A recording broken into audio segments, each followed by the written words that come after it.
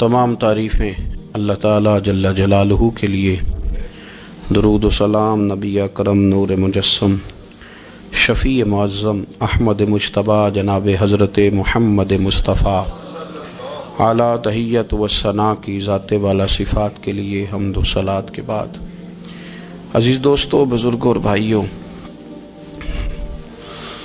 انسان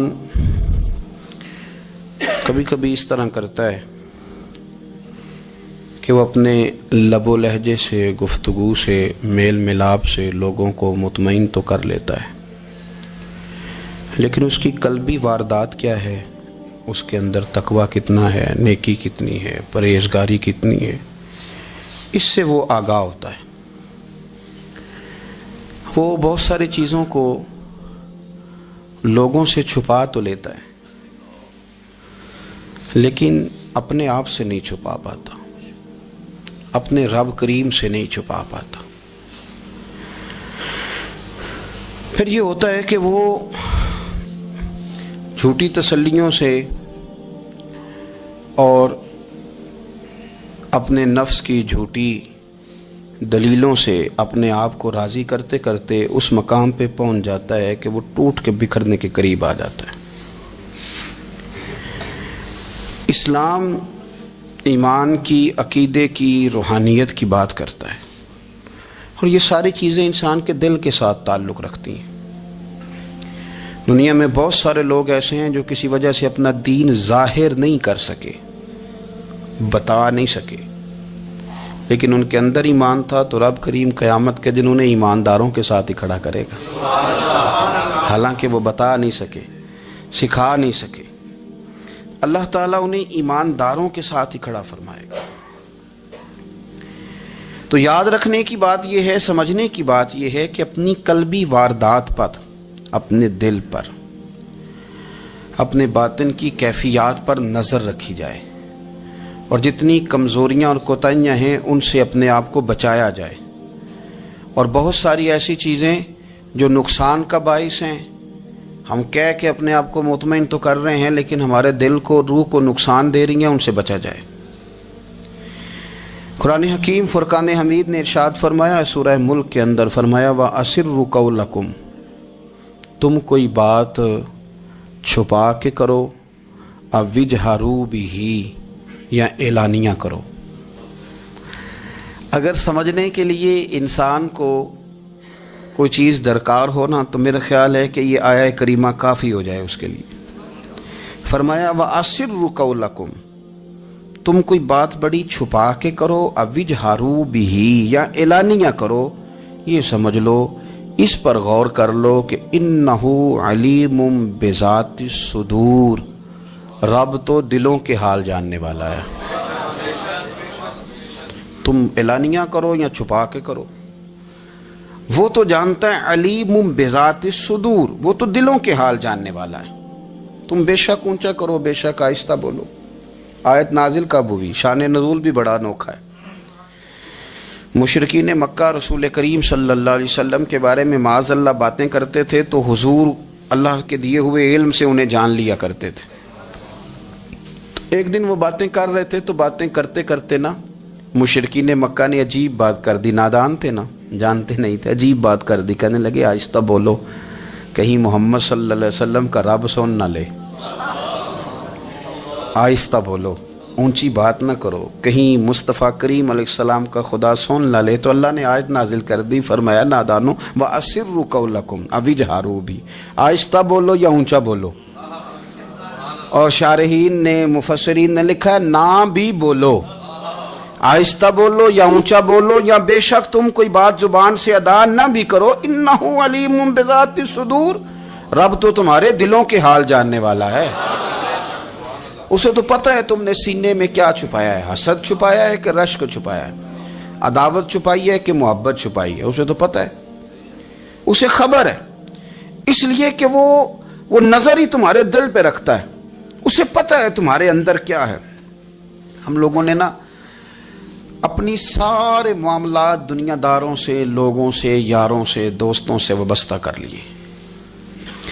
ہمیں تعریف بھی بندوں سے چاہیے،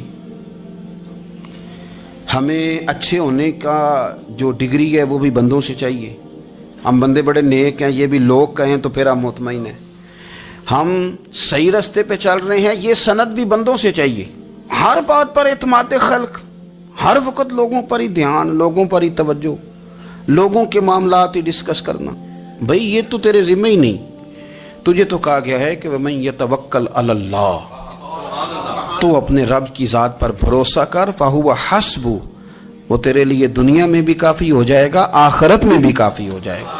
وہ تیرے لیے کافی ہے تیرا رب رسول. تو اللہ رسول کی جانب توجہ کر.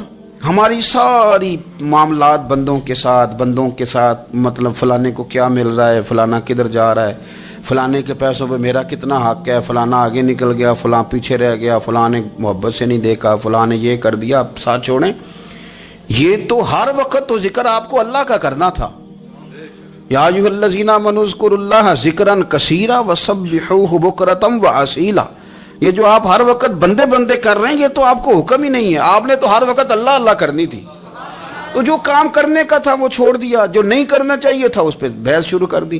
پھر دل کے اندر مد و جزر خراب ہوتے ہیں، قلبی واردات بگڑ جاتی ہے، حسد پیدا ہوتا ہے، انسان کو لالچ پیدا ہوتا ہے، انسان حریص ہو جاتا ہے، انسان لوگوں سے عداوتیں پال لیتا ہے. کبھی ایسا کام نہ کرے. شہد بڑا میٹھا ہوتا ہے. عرب کے اندر ایک درخت پایا جاتا تھا، ایلوا اس کو کہتے تھے.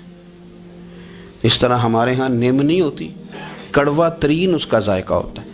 اور آپ کچھ دیر اس کو پانی میں ڈال دیں تو پانی بھی سارا کڑوا ہو جاتا ہے، چونکہ اس کے خمیر میں رب کریم نے کرواہٹ رکھی ہے اور حکمت ہے. اس کرواہٹ کا بھی اپنی جگہ فائدہ ہے. لیکن حضور سید عالم صلی اللہ علیہ وسلم نے ایک مثال بیان فرمائی اور وہ بڑی سمجھنے کی ہے. حضور مثالیں دیتے تھے تو کمال ہو جاتی تھی. بڑے سے بڑا ان پڑھ بندہ بھی اس کی روح تک بات اتر جاتی تھی. کریم محبوب علیہ السلام فرمانے لگے کہ اگر ایلوا درخت کے کچھ ٹکڑے شہد میں ڈال دیے جائیں نا تو شہد سے زیادہ میٹھی چیز کوئی نہیں ہوتی. تو حضور فرماتے ہیں کہ وہ ایلوا کا درخت جو ہے وہ شہد کو بھی بگاڑ دیتا ہے، اس میں کرواہٹ پیدا کر دیتا ہے. حالانکہ وہ بڑا میٹھا تھا، اپنی جگہ اس کی مٹھاس میں کوئی کسی قسم کی کمی نہیں تھی، لیکن وہ ایلوا کے درخت نے اسے بگاڑ دیا. اللہ کے محبوب فرماتے ہیں جس طرح ایلوا کا درخت شہد کو تباہ کر دیتا ہے نا، اس طرح حسد آدمی کے ایمان کو تباہ کر دیتا ہے. ایمان بڑی میٹھی چیز ہے، بڑی حسین چیز ہے، لیکن جب حسد آ گیا نا، حسد ہے کیا؟ حسد بندوں سے نہیں ہوتا، یہ سمجھ لیں. حسد کا مطلب، حسد کی لغوی تعریف یہ ہے کہ یہ سمجھ لینا کہ یا اللہ اسے نہیں دینا چاہیے تھا، مجھے دینا چاہیے تھا. یہ تعریف ہے. تو حسد ہوتا کس سے؟ حسد دراصل بندے پہ نہیں کیا جاتا. حسد کا معنی یہ ہے کہ آپ اللہ کی تقسیم پر اعتراض کر رہے ہیں. آپ کا کہنا یہ ہے کہ یا اللہ یہ تقسیم ٹھیک نہیں ہوئی، معاذ اللہ یہ ادھر چلا گیا، یہ تو ادھر آنے والی چیز تھی. تو یہ آپ نے ڈائریکٹ جو مقابلہ شروع کیا، معاذ اللہ یہ تو آپ نے اللہ کی تقسیم کے ساتھ شروع کر دی. تو پھر دل میں بگاڑ آتا ہے، پھر انسان ٹوٹ پھوٹ کا شکار ہوتا ہے، پھر وہ کمزور پڑ جاتا ہے، پھر وہ ایسی باتیں کرتا ہے جو اس کے منصب کے مطابق نہیں ہوتی، کچی بات کرتا ہے، کمزور بات. اللہ بہتر جانتے ہیں کون سی چیز اس نے کہاں رکھنی ہے. رب کی حکمت پر اور اس کی دی ہوئی توفیق پر راضی رہنا ایمان کا تقاضا ہے. لیکن ہمیں تو چاہیے تقسیم اپنی مرضی کی.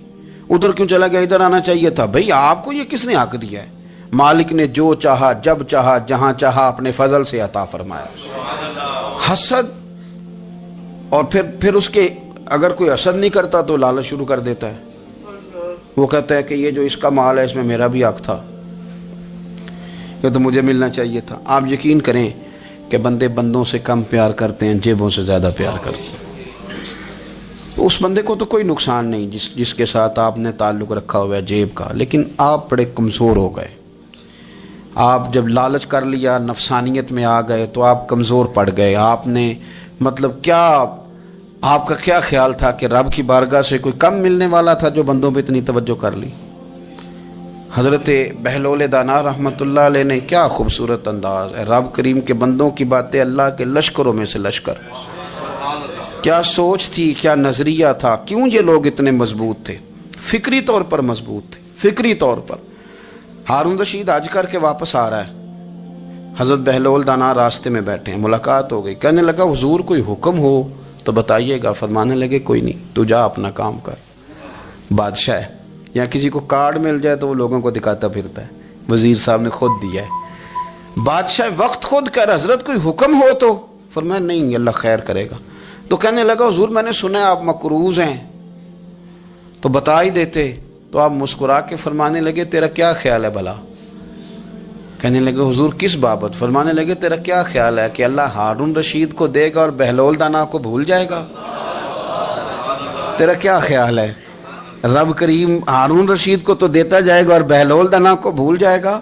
بادشاہ کہتا ہے کہ میں چکرا ہی گیا کہ بھلا اس سوال کا کیا جواب ہے؟ تو میں نے کہا حضور رب تو بھولنے سے پاک ہے، وہ تو کسی کو نہیں بھولتا، اسے نہ اونگ آتی ہے نہ نیند آتی ہے۔ تو فرمانے لگے جا پھر اپنا کام کر، جب مناسب سمجھے گا تو بہلول کو بھی قرضے سے نجات عطا کاری دے گا۔ تو جا اپنی ڈیوٹی کر، وہ جب چاہے گا نا تو میرے قرضے دور۔ تو کیا سمجھتا ہے کہ تجھے یاد رکھے گا مجھے بھول جائے گا؟ یہ کیسے ہو سکتا ہے؟ او یار ادھر دیکھ میری بات سن۔ او بھائی وہ تیرا میرا رب ہے، یہ ہو سکتا ہے کہ امیروں کو دے دے اور تیرے جیسے میرے جیسے غریبوں کو وہ بھول جائے؟ یہ ہو سکتا ہے؟ تو کیوں لوگوں کی جیبوں پہ توجہ، لوگوں کی جیبوں پہ نظریں، فلانے کے پاس آ گیا تو میں رہ گیا، مطلب کس لیے؟ ہمارا رب کسی کو بھولتا نہیں ہے، کسی شخص کو وہ میرا مالک اپنے فضل سے نظر انداز نہیں کرتا، وہ سب کو نوازتا ہے، لیکن اس کی حکمت کے تقاضوں کا انتظار کرنا مسلمان کی شان ہے۔ کبھی کسی حسد میں کبھی کرنا ہو تو رشک کریں، مزہ آئے گا۔ اور یہ رشک کرنے کا نا، رشک کا معنی کیا ہے؟ حسد کا معنی ہے یا اللہ اسے نہیں دینا چاہیے تھا، مجھے دینا چاہیے تھا، اور رشک کا معنی یا اللہ تو نے دیا ہے، کیا بات ہے، اسے دیا تو کیا بات، اگر تو نے دیا تو مالک جچا بھی ہے، اگر تو نے دیا ہے تو نظر بھی آیا ہے، اگر تو نے دیا ہے تو پھر کیا بات ہے، کمال ہو گئی، وہ نظر آ رہا ہے۔ اور یا اللہ اسے دیا ہے تو میں بھی تیرا بندہ ہوں، اسے بھی اور دے اور مجھے بھی عطا فرما۔ یہ رشک ہے۔ رشک کا نا حضور نے حکم دیا ہے، نبی پاک نے رشک کا۔ ہمارا یہ مسئلہ ہے کہ ہم نا جو کرنے والا کام ہے وہ نہیں کرتے، رشک کریں۔ بخاری مسلم میں حدیث ہے، نبی پاک صلی اللہ علیہ وسلم نے فرمایا دو بندوں پر رشک کرو۔ کہو کیا بات؟ رشک کرو دو بندوں۔ یا رسول اللہ کون کون سے؟ فرمایا ایک وہ مالدار جسے اللہ دولت دے اور وہ صبح بھی رب کے رستے میں خیرات کرے اور شام بھی رب کے رستے میں خیرات کرے، یہ قابل رشک ہے۔ کہو تیری کیا بات ہے بھائی، کیا تجھے اللہ نے نوازا ہے، اور اس پر رشک کرو کو یا اللہ اسے اور دے تاکہ یہ تیرے بندوں پہ اور اثار کرے اور تیرے بندوں پہ سخاوت کرے، اور اللہ اس کے فعل تصدق ہمیں بھی عطا فرما۔ اور حضور فرماتے ہیں ایک مالدار پر جو صبح و شام سخاوت کرے، اور ایک اس عالم پر جسے اللہ قرآن کا علم دے، وہ صبح بھی لوگوں کو قرآن مجید کے ترجمے، تفسیریں، قرآن کے درس سکھائے، اور شام بھی لوگوں کو قرآن مجید کے درس عطا فرمائے۔ اس پر رشک کرو، کہو کیا بات ہے یار تیری، تجھے اللہ نے کتنا نوازا۔ قابل رشک لوگوں پر رشک کرو، ان کی تعریف کرو، ان کے لیے اچھے کلمات ادا کرو۔ معاشرے میں حسد پرموٹ ہوا ہے، اگر کبھی رشک پرموٹ ہوتا نا تو عزتیں بڑھ جاتی، محبتیں بڑھ جاتی، خلوص میں اضافہ ہوتا، لوگ ایک دوسرے کے قریب آتے۔ ہم نے کسی فضیلت والے کی فضیلت کو تسلیم کرنے سے انکار کر دیا، ہم نے کسی بڑائی والے کی بڑائی کو تسلیم کرنے سے انکار کر دیا، ہم نے حسد کیا، ہم نے لالچ کیا، ہم حریص ہوئے۔ اس کا نقصان یہ ہوا کہ لوگ ایک دوسرے کے پاس رہتے ہوئے پاس نہیں رہتے، ایک دوسرے کے ساتھ وقت گزار رہے ہوتے ہیں لیکن ان کے بارے میں رویے ان کے سخت ہوتے ہیں، لب و لہجہ تلخ ہوتا ہے، جب وہ کسی کے بارے میں بے لاگ تبصرہ پوچھا جائے تو غلط باتیں کر۔ رشک کریں، دیکھیں نا حضرت ابو بکر صدیق رضی اللہ، حضرت عمر فاروق رضی اللہ، ساری زندگی دوڑ لگی رہی۔ حضرت عمر کہتے میں نے ساری زندگی دوڑ لگائی ہے کہ ابو بکر سے آگے گزر جائیں، لیکن یہ دوڑ حسد والی نہیں، یہ رشک والی۔ فرماتے میرا دل کرتا تھا کہ میں نیکیوں میں ابو بکر سے آگے گزر جاؤں، حضور کے عشق میں ابو بکر سے آگے گزر جاؤں، نبی پاک علیہ السلام کی اولاد کی محبت میں ابو بکر سے آگے گزر جاؤں، میں نا خیر کے کاموں میں آگے گزروں۔ کہتے میرا ساری زندگی رشک کا رشتہ رہا، یہ رشتہ شاندار ہے، اس پر عمل کریں، اس پر توجہ کریں۔ بجائے اس کے کہ یہ کہنا کہ استاد جی کا فلانے سے زیادہ پیار ہے، پیار کی وجوہات تلاش کر. مرشد فلانے پہ نظر رکھتے ہیں تو میرے بھائی وہ نوٹوں کی وجہ سے نظر نہیں رکھتے، تو وجہ تو تلاش کرنا، وجہ کیا ہے. تو اپنے آپ کو اس طرح کا بنا، تو اس طرح کی کیفیات پیدا کر اپنے اندر. ہم کیا کرتے ہیں کہ رشک کرنے کی بجائے حسد کرتے ہیں. حسد نہیں کریں، اپنے آپ کو سنواریں، وہ رشک کی وجہ سے آپ سنوار سکتے ہیں. نبی پاک علیہ السلام کی پیاری زوجہ ام المومنین سیدہ عائشہ صدیقہ، بڑی شان ہے اس خاتون کی، بڑی عظمت ہے ان راہوں کے صدقے جن رستوں سے سیدہ پاک کی سواریاں گزرا کرتی. کیا درجہ اللہ نے دیا ہے سیدہ عائشہ صدیقہ کو. کہتی ہیں حضور کا وصال میری گود میں ہوا ہے. اور مولا علی شیر خدا فرماتے ہیں میں نے حضور کو سب سے زیادہ عائشہ صدیقہ سے پیار کرتے ہوئے دیکھا. اور عائشہ صدیقہ رضی اللہ تعالیٰ عنہ فرماتی ہیں میں نے حضور کو سب سے زیادہ فاطمہ الزہرا سے پیار کرتے دیکھا. یہ الگ ماحول ہے ان کا آپس میں. تو حضرت عائشہ صدیقہ اتنا بڑا مقام، لیکن وہ فرماتی ہیں میں نے ساری زندگی سیدہ خدیجۃ الکبریٰ پہ رشک کیا. میں نے کہا کیا بات تھی اس خاتون کی جو وصال کر گئیں، لیکن شاید کو دن خالی جاتا ہو کہ مدینے والے ان کی وفاؤں کا ذکر نہ کرتے. شاید کوئی خالی دن جاتا. کہتی ہے میں نے اتنا قابل رشک ماحول نہیں دیکھا. ایک دن حضور گھر میں گوشت لائے اور مجھ سے فرمایا عائشہ گوشت پکاؤ. تو میں اسے صاف کرنے لگی تو حضور فرمانے لگے شوربہ ذرا زیادہ کرنا. میں نے عرض کی حضور کیا کچھ مہمان آئیں گے گھر میں؟ تو فرمایا نہیں عائشہ، مدینہ منورہ میں نا مجھے پتہ چلا ہے خدیجۃ الکبریٰ کی کچھ سہیلیاں آئی ہیں، تو شوربہ بنا، میں انہیں پہنچاؤں گا خدیجہ کی سہیلیوں کو، شوربہ زیادہ پکا ذرا. تو حضرت عائشہ صدیقہ کہتی ہے میں نے بڑے نرم لب و لہجے میں بڑی بنا سوار کے مسجع مکفہ چن کے جملے بات کی. میں نے عرض کی حضور سنا ہے وہ آپ سے 15 سال عمر میں بڑی تھیں، نکاح بھی پہلے ہو چکا تھا، اور بتاتے ہیں لوگ کہ بظاہر کوئی حسن و جمال بھی اس ماحول کا نہیں تھا. حضور اللہ نے آپ کو جوان اور خوبصورت بیویاں دی ہیں، پر میں جب بھی سنتی ہوں جناب خدیجہ کا ذکر ہی سنتی ہوں. میں نے رشک کے انداز میں کہا. کہتی میں بات کہہ کے خاموش ہو گئی، اور جب میں نے نظر اٹھا کے دیکھا تو حضور کی آنکھوں میں آنسو. نبی پاک صلی اللہ علیہ وسلم کا یہ انداز دیکھا تو میں نے کہا حضور میں رب رسول کی بارگاہ میں توبہ کرتی ہوں، اب تو رو دیے. تو حضور فرمانے لگے عائشہ یہاں جو بھی آیا ہے نا وہ سکھوں اور آسانیوں کے دنوں میں آیا ہے، اور خدیجہ میری ان دنوں کی ساتھی تھی جو میرے تکلیف کے دن تھے، میری آزمائشوں کی، میری پریشانیوں کی میری ساتھی تھی.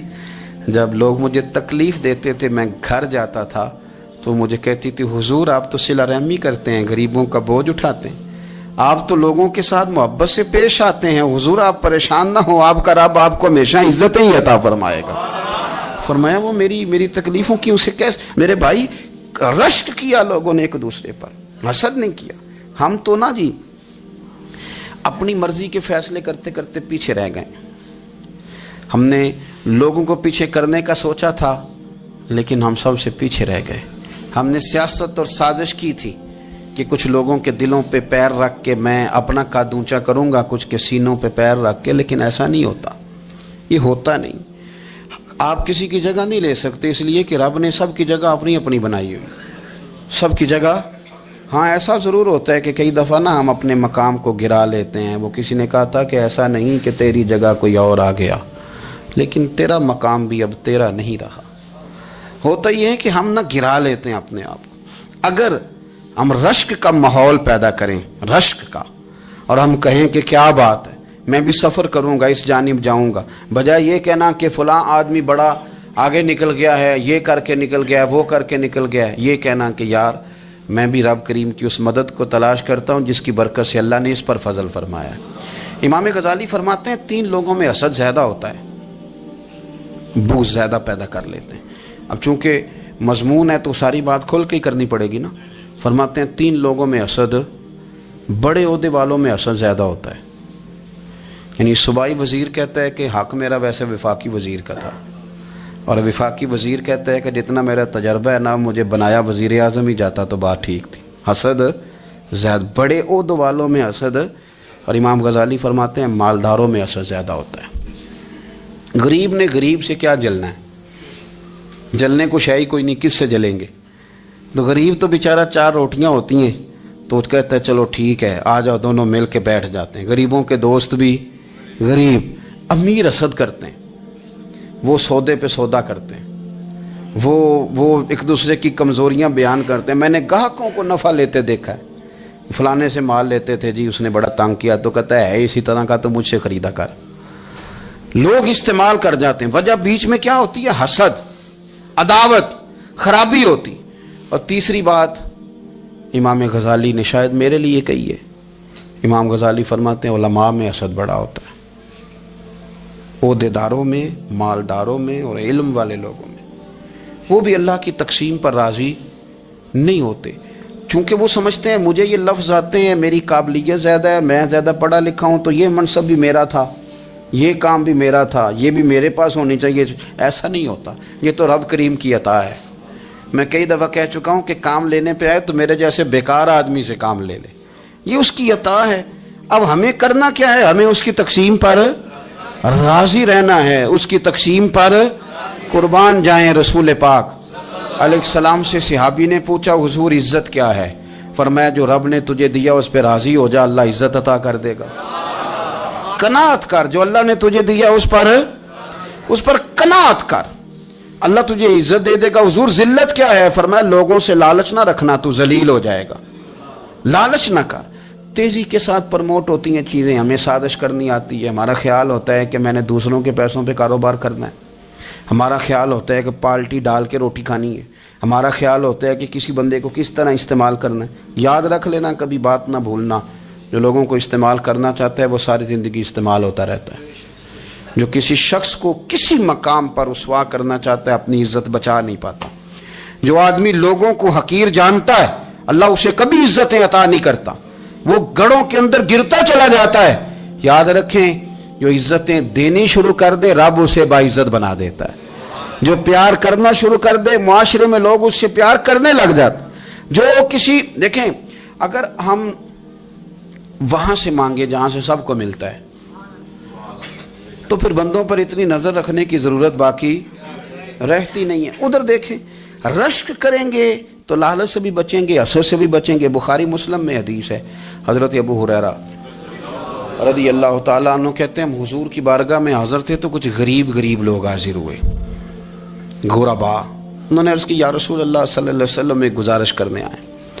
حضور نے فرمایا کہو۔ یا رسول اللہ امیر تو ہم سے آگے نکل گئے۔ حضور نے فرمایا کس بات میں؟ عرض کی حضور نمازوں میں نہیں ہم گزرنے دیتے، اتنے نفل وہ پڑھتے ہیں اتنے ہم بھی پڑھ لیں گے۔ صحیح بتانا صحیح، آج کل یہ نمازوں کا مقابلہ بھی ہے کہ نفل میں نے زیادہ پڑھنے، عبادت میں نے۔ ہمارے صاحب رحمۃ اللہ علیہ فرمایا کرتے تھے آستانوں پہ گدی نشینوں کا تو رولا ہوتا ہے، اللہ اللہ کرنے کا رولا نہیں ہوتا۔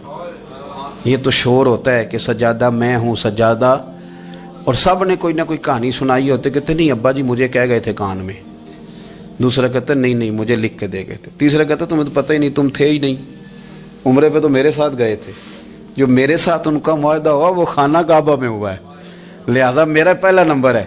سب کے پاس کوئی نہ کوئی معاملہ ہوتا ہے، یہ سارے کام کوئی ضروری نہیں۔ ضروری کیا ہے کہ وہ جو کہتے تھے کرو، جس نے سب سے زیادہ کر کے دکھایا وہ زیادہ جانشین ہے، وہ زیادہ جانشین ہے جس نے زیادہ کر کے دکھایا۔ معاملہ تو یہ ہے کہ اس رستے پہ کس نے چلنا ہے۔ لوگ تو سجادہ نشینی سے بھاگا کرتے تھے، بھاگتے تھے۔ حضرت ابو بکر صدیق رضی اللہ تعالیٰ عنہ کا وصال ظاہری ہوا تو حضرت عمر خلیفہ بنے، تیسرا دن تک خلیفہ بنے ہوئے، 2-3 چھوٹی بچیاں آ گئیں، چاچا جان آپ خلیفہ بنے؟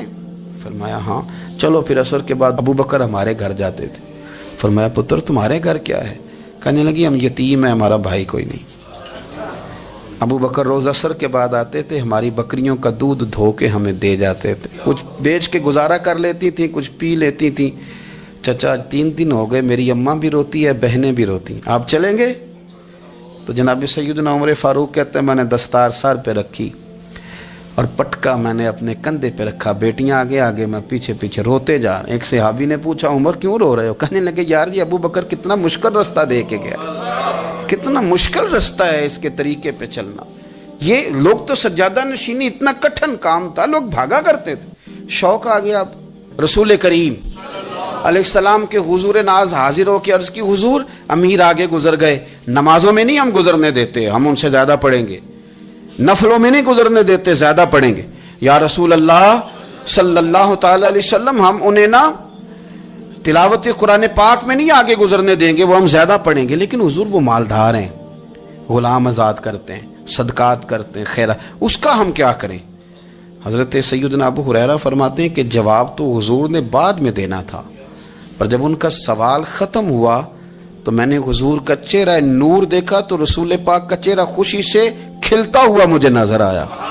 गोया ये जो रश्क है ना कि नेकी में आगे गुजरना, ये हुजूर को इतना पसंद आया कि उनके सवाल से हुजूर बड़े राजी हुए। करीम फरमाने लगे, हुजूर फरमाने लगे, मैं तुम्हें एक वजीफा बताता हूँ, तुम वो पढ़ो, अमीर जितनी भी नेकियां करेंगे ना, अल्लाह तुम्हें उनके बराबर सवाब दे देगा। ले लो नुस्खा, ये करो काम। या रसूलल्लाह बताएं, फरमाए रात को ना 33 बार सुभान अल्लाह पढ़ा करो, 33 बार अल्हम्दुलिल्लाह पढ़ा करो, 34 बार अल्लाहु अकबर पढ़ा करो। अब जितनी भी नेकियां अमीर करेंगे ना, तुम्हारे वजीफे की बरकत से अल्लाह तुम्हें उनके बराबर सवाब अता कर दे। अब जनाब अबू हुरैरा कहते, मैंने उनके चेहरे देखे तो मुझे यूं महसूस हुआ कि जिस तरह किसी बंदे की खोई हुई रकम मिल जाए तो वो राजी नहीं होता। खोई हुई रकम मिल जाए तो बड़ा जैसे कोई उसके हाथ, चलें अपना तर्जुमा कर लेते हैं, कमेटी निकलने पे नहीं बंदा बड़ा राजी होता कि 11 महीने से दे रहा था, 10 महीने से चलो निकल ही आई है, शुक्र है अल्लाह का। बड़ा खुश होता है बंदा, बड़ा राजी होता है। इस तरह उन लोगों के चेहरे खिल उठे, क्या बात है हुजूर, बस अब नहीं हम गुजरने देते। घर चले गए, वजीफे पढ़ने लगे। कुछ दिनों के बाद उनमें से कुछ लोग वापस आए। हज़रत अबू हुरैरा कहते हैं, मुझे चूँकि वो पुरानी बात याद थी तो मैं दिलचस्पी से उनका आना जाना देखने लगा। वो करीम की बारगाह में आके बैठे तो उनमें से एक शख्स बड़ी परेशानी के साथ कहने लगा, हुजूर बड़ी परेशानी लग गई। फरमाया क्या हुआ? अर्ज़ की, या रसूल अल्लाह सल्लल्लाहु अलैहि वसल्लम, वो जो आपने वजीफ़ा बताया था ना, मेरे कुछ पड़ोसी अमीर हैं, वो तो उन्होंने भी सुन लिया है। हुजूर रात मैंने सुना है, वो मालदार बंदा है, सदके खैरात भी बड़े करता है, गुलाम भी बड़े आज़ाद करता है, पर वो भी सोते वक्त 33 बार सुभान अल्लाह पढ़ रहा था। वो तो उसने भी सुन लिया हुजूर, वो बात यहाँ से निकली है, जाने कहाँ कहाँ पहुंच गया, तो वो भी पढ़ रहा था, हुजूर अब क्या बनेगा? तो कहते हैं उसके सवाल पर भी मेरे हुजूर बड़े ही मुस्कुराए, बाकायदा देहक हो गया हुजूर के, देहक हो गया। सरकार खोल के नहीं मुस्कुराते, लेकिन आज हुजूर इतना मुस्कुराए कि मैंने हुजूर के मुकद्दस दांतों की जियारत कर ली। देहक हो गया बाकायदा हुजूर का। हुजूर फरमाने लगे, उन्होंने भी सुन लिया हुजूर, और सुन के पढ़ना भी शुरू कर। अब बात को समझें कि किसी अमीर ने ये नहीं कहा कि ये तो गरीब के लिए वजीफा था। मैं कहता हूं अल्लाह अल्लाह का मिजाज ही नहीं। मिजाज ये कि सियासत कैसे करनी है, चक्कर कैसे चलाना है, कोई कहानी कैसे सुनानी है। उधर उनको मिला, हालांकि बात तो गरीबों से हो रही थी। हुजूर वो तो उन्होंने भी पढ़ना शुरू कर दिया। अब हम क्या करें? तो रसूल करीम ने फरमाया, वो भी पढ़ रहे हैं, हुजूर पढ़ रहे हैं, तो फरमाया ज़ालिका फ़ज़लुल्लाह यूती ही मन यशा। भाई फिर ये तो अल्लाह का फजल है ना, वो जिसे चाहे अता करे।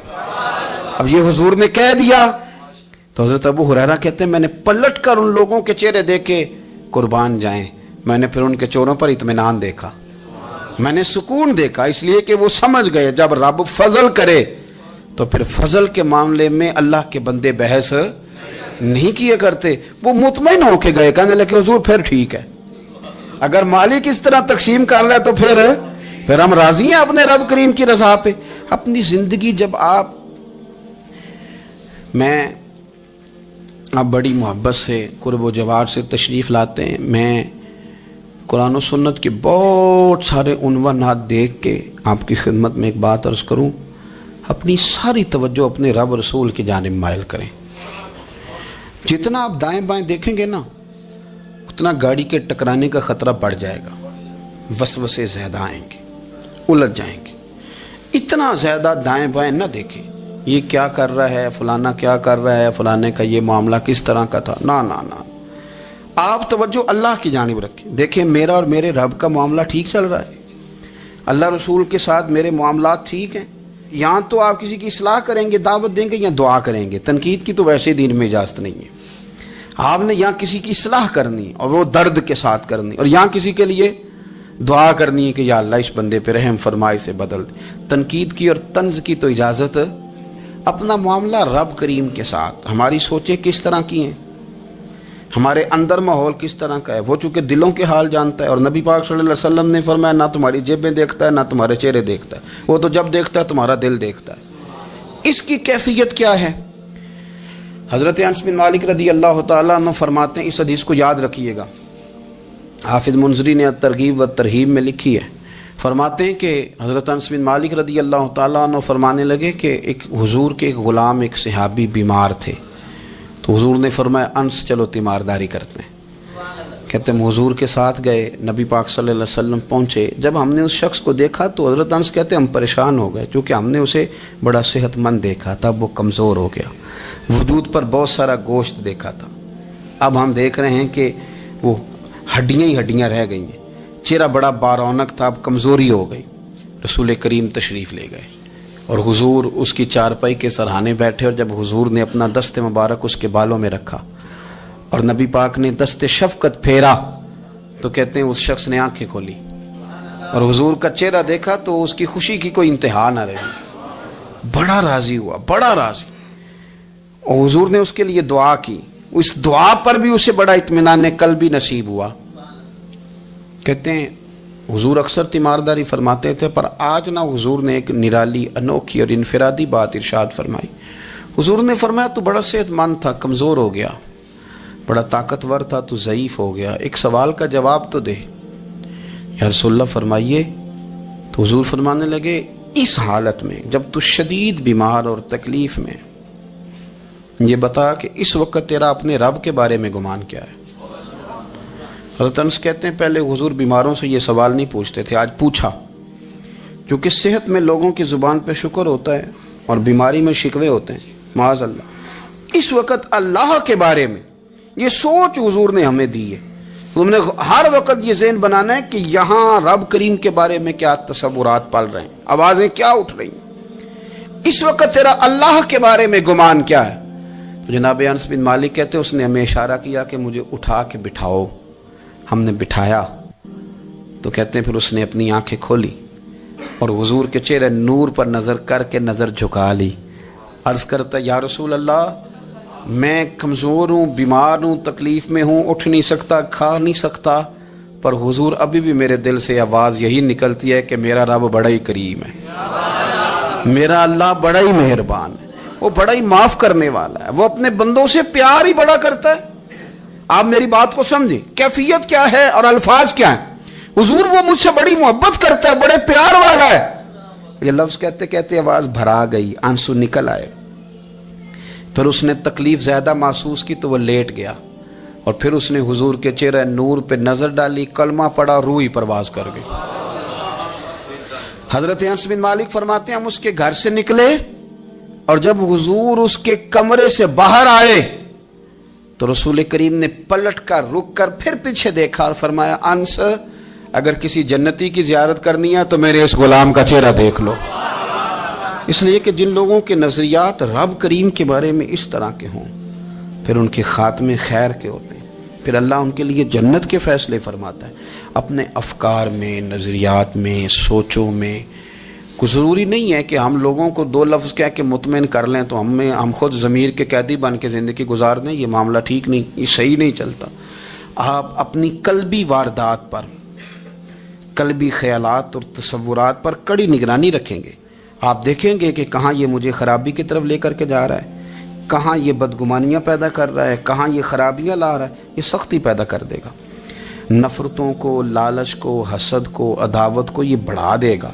آپ اپنے معاملات پر اپنے دل کو ہمیشہ حاضر رکھیں. اللہ اپنے محبوب کا صدقہ فضل کرے. وہ ہو عشق والیاں دے رہندا، عشق والیاں دے رہندا، سدا یار سامنے عشق والیاں دے رہندا، سدا یار سامنے عشق والیاں دے رہندا، سدا یار سامنے سجدے